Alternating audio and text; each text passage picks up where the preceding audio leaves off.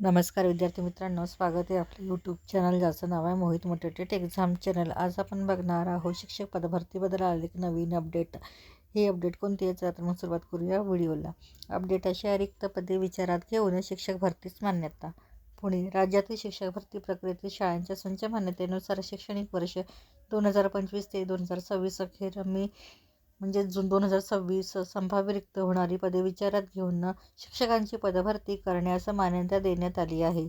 या निर्णयामुळे शिक्षक भरती प्रक्रियेत पदांची संख्या वाढण्याची शक्यता आहे।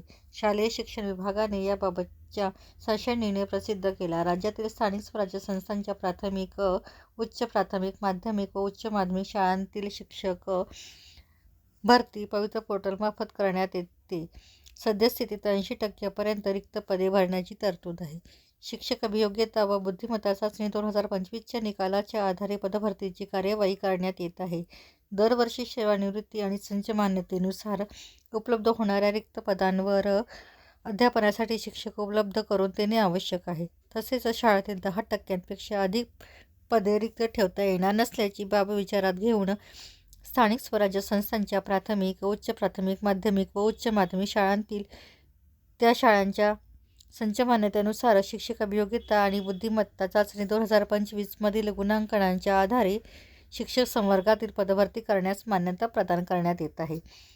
त्याचबरोबर राज्यात क्रीडा शिक्षकांची 4860 पदे मंजूर। राज्यातील केंद्र शाळांच्या स्तरावर क्रीडा शिक्षक पदाला शालेय शिक्षण विभागाने मंजुरी दिली आहे। त्यानुसार क्रीडा शिक्षकांची 4807 पदे मंजूर करण्यात आल्याचा 600 निर्णय प्रसिद्ध करण्यात आला आहे। शालेय शिक्षण विभागाने याबाबत 600 निर्णय प्रसिद्ध केला। राज्यातील जिल्हा परिषदांमध्ये शिक्षक संवर्गातील 2,36,228 पदे पायाभूत पदेमध्ये प्राथमिक निश्चित करण्यात आली आहेत। राज्यातील समूह साधन केंद्राची केंद्र शाळा 21 ऑगस्ट 2025 रोजीच्या 600 निर्णयानुसार पुनर्रचना करण्यात आली आहे। त्यानुसार राज्यात सद्यस्थितीत 4860 समूह साधन केंद्र अस्तित्वात आहे। तर ही होती शिक्षक पदभरतीबद्दल आलेली एक नवीन अपडेट।